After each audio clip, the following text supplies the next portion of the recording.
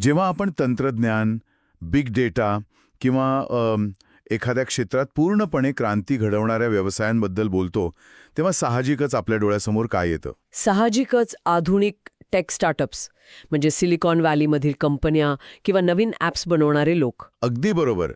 एका क्लिकवर जग बदलण्याची भाषा करणारे हे आजचे स्टार्टअप्स.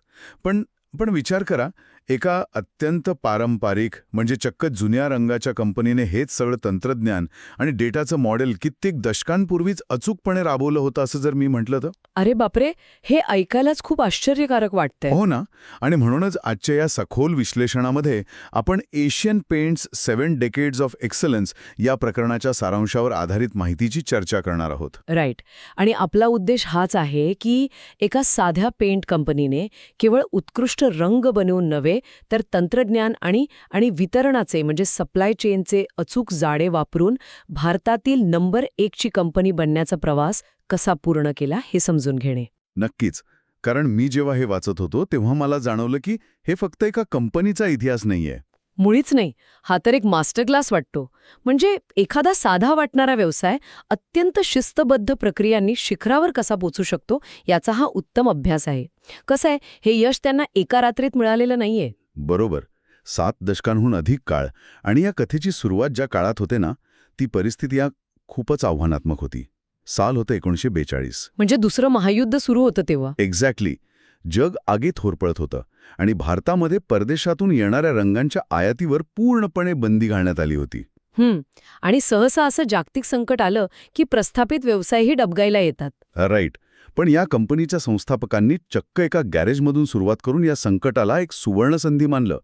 पण तेव्हाच्या मार्केटची परिस्थिती नेमकी कशी होती? बघ, त्यावेळच्या बाजाराच्या रचना समजून घेणं खूप महत्वाचं आहे. त्या काळात भारतात ज्या विदेशी ब्रँड्स किंवा कंपन्या होत्या त्यांचं सगळं लक्ष मोठ्या शहरांवर होतं. अच्छा. म्हणजे फक्त इंडस्ट्रियल पेंटवर? हो. कारखाने, मोठे उद्योग यांच्यासाठी लागणाऱ्या रंगांमध्ये पैसा जास्त होता. पण एशियन पेंट्सने या गर्दीत न घुसता एक अत्यंत कठीण मार्ग निवडला.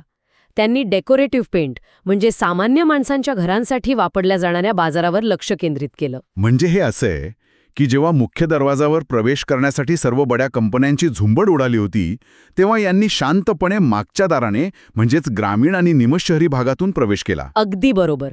कारण मोठ्या शहरांमधल्या बड्या वितरकांनी जेव्हा त्यांना भाव दिला नाही तेव्हा त्यांनी थेट छोट्या शहरांतील दुकानदारांशी संपर्क साधला. पण ग्रामीण भागात रंग विकणं हे 1940च्या दशकात, म्हणजे तेव्हा रस्ते नीट नव्हते, बैलगाड्यांमधून माल न्यावा लागायचा ना. हो ना. ते एक प्रचंड मोठं लॉजिस्टिक आव्हान होतंच. पण त्याहून मोठं आव्हान होतं ग्राहकांच्या मानसिकतेचं. तेव्हा सामान्य माणूस एकतर एकदम स्वस्थ असा चुना वापरायचा, जो हाताला लागायचा लगेच. राईट, किंवा मग अतिशय महागडे विदेशी ऑइल पेंट्स असायचे.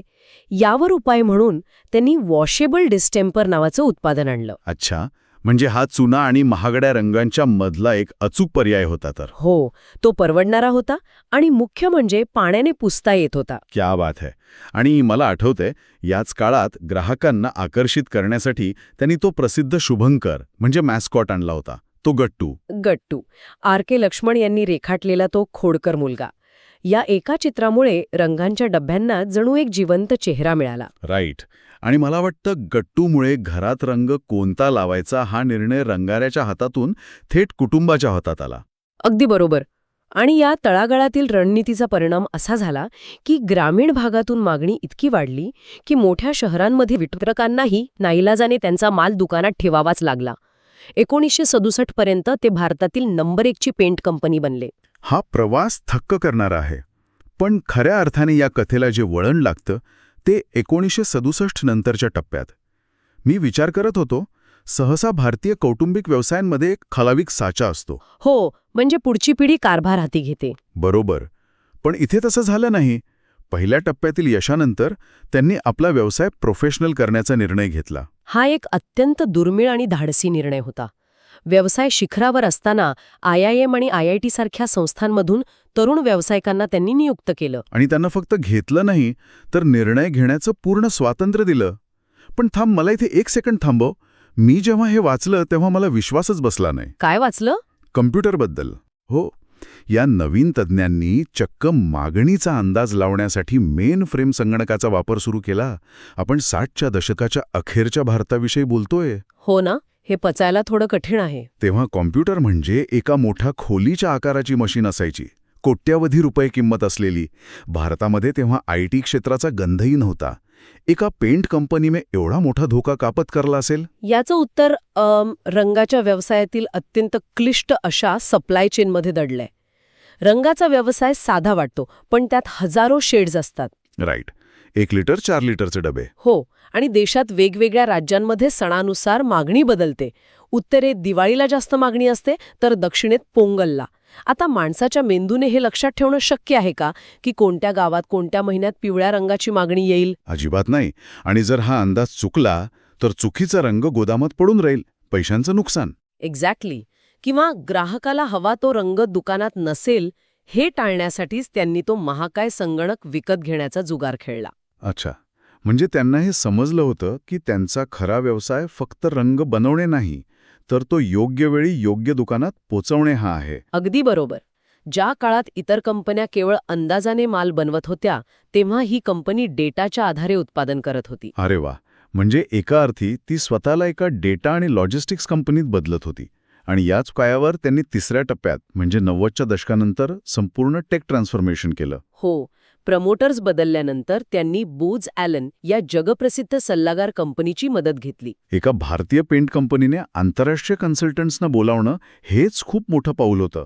त्यांनी नक्की काय बदल सुचवले? त्यांनी ERP म्हणजेच एंटरप्राइज रिसोर्स प्लॅनिंग सिस्टम्स लागू केल्या, ज्यामुळे इन्व्हेंटरी मॅनेजमेंट एकदम अचूक झालं. म्हणजे जर आपण या ERP मॉडेलला एका साध्या उदाहरणातून समजून घ्यायचं ठरवलं, तर हे एखाद्या मज्जा संस्थेसारखं म्हणजे नर्वस सिस्टमसारखं काम करतं का? हे अगदी योग्य सादृश्य आहे. ERP येण्यापूर्वी कारखान्याला माहीत नसायचं की गोदामात किती माल आहे. आठवडे लागायचे माहिती मिळायला. पण ERP मुळे हे एका सेकंदात जोडलं गेलं असेल? हो, एखाद्या खेड्यातील डीलरने लाल रंगाचा डबा विकला आणि सिस्टममध्ये नोंद केली की त्याच क्षणी कारखान्याला समजतं की आता लाल रंग बनवायचा आहे. क्या बात आहे. म्हणजे मालाची नासाडी जवळजवळ संपलीच. आणि याच दरम्यान त्यांनी सणासुदीसाठी छोटे पॅकही आणले ना? हो, कारण सर्वसामान्य कुटुंबांना मोठे डबे परवडत नसत. ही रणनीती इतकी यशस्वी ठरली की आज त्यांच्याकडे देशभरात 70,000 पेक्षा जास्त डीलरचं जाळं आहे. बापरे, 70,000. वरवर पाहता ही रंग विकणारी कंपनी वाटते, पण आतून एखाद्या Amazon-सारखं लॉजिस्टिक इंजिन चालू आहे. आणि याच गोष्टीला व्यवसायाच्या भाषेत मोट म्हणजेच अभेद्य तटबंदी म्हणतात. आज पैशांच्या जोरावर कोणीही चांगला रंग बनवू शकेल. राईट, सॉफ्टवेअरही विकत घेता येईल. पण अनेक दशके गावोगावी फिरून बनवलेलं हे 70,000 डीलर्सचं जाळं तुम्ही रातोरात विकत घेऊ शकत नाही. ग्राहकांच्या वर्तनाचा जो डेटा त्यांच्याकडे आहे, तो कुठल्याही नवीन स्पर्धकाला लगेच मिळणं अशक्य आहे. नक्कीच, हा त्यांचा खरा मोट आहे. पण या सगळ्याचा प्रत्यक्ष आर्थिक पातळीवर काय परिणाम झाला? कारण पुस्तकातल्या आकडेवारीनुसार ही कामगिरी खरोखरच सातत्यपूर्ण आहे. हो, दशकानुदशके महसुलात 10% जास्त वाढ आणि गुंतवलेल्या भांडवलावर 15% जास्त परतावा म्हणजेच ROCE. ROCE हे थोडं सोप्या भाषेत कसं सांगता येईल? कसे?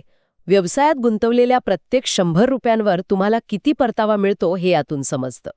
15% अधिक परतावा अनेक दशकांसाठी टिकवून ठेवणं हे प्रचंड कठीण काम आहे. मंदी आली, संकटे आली, तरी त्यांनी हा आकडा खाली येऊ दिला नाही. पण तरीही माझ्या मनात एक शंका येतीये. आजचं मार्केट खूप वेगाने बदलते. बर्जर, नेरोलॅक सारखे जुने स्पर्धक आहेतच, पण आता नव्या युगातील भरपूर पैसा असलेल्या कंपन्याही आक्रमकपणे उतरत आहेत. बरोबर आहे तुझं. म्हणजे हे आव्हान तर आहेच. आणि शिवाय कच्चा मालाच्या किमतीही सतत बदलत असतात. या अस्थिरतेचा त्यांना फटका बसू शकतो का? बघ, अस्थिरता तर असणारच. पण महानता ही स्पर्धा नसण्यात नसते. महानता असते ती बदलत्या काळानुसार स्वतःला अपडेट ठेवण्यात. म्हणजे ते आता नवीन तंत्रज्ञानही वापरत असतील. नक्कीच. आज ते AI म्हणजेच कृत्रिम बुद्धिमत्तेचा वापर करून मागणीचा अचूक अंदाज लावतात. ते आता फक्त रंगांपुरते मर्यादित नाहीयेत, तर होम डेकोर, वॉटरप्रूफिंग यातही विस्तार करत आहेत. म्हणजे येणाऱ्या आव्हानांशी 2 हात करण्याची त्यांची पूर्वतयारी पक्की आहे. अगदी. या संपूर्ण प्रवासाचा आढावा घेतल्यानंतर एक गोष्ट स्पष्ट होते की हा केवळ एका कंपनीचा इतिहास नाही, हे व्यवसायाचे धडे आहेत. जर आपण या सखोल विश्लेषणाचा समारोप करताना मुख्य धडे थोडक्यात सांगायचे ठरवले तर ते काय असतील? मी सांगेन की यातून 3-4 महत्वाचे धडे मिळतात. पहिलं म्हणजे सुरुवात कितीही छोटी असली तरी दृष्टिकोन मोठा हवा. दुसरं, केवळ उत्तम उत्पादन बनवणं पुरेसं नसतं, वितरणावर म्हणजेच डिस्ट्रीब्युशनवर लक्ष केंद्रित करणं जास्त महत्वाचं असतं. राईट. आणि तिसरं म्हणजे तंत्रज्ञानाचा लवकर केलेला स्वीकार. हो ना, 60च्या दशकात मेनफ्रेम संगणक आणणं हा त्याचाच भाग होता. आणि शेवटी व्यवसायाला मोठं करण्यासाठी डेटावर आणि प्रोफेशनल लोकांवर विश्वास ठेवणं. खरंच खूप भारी.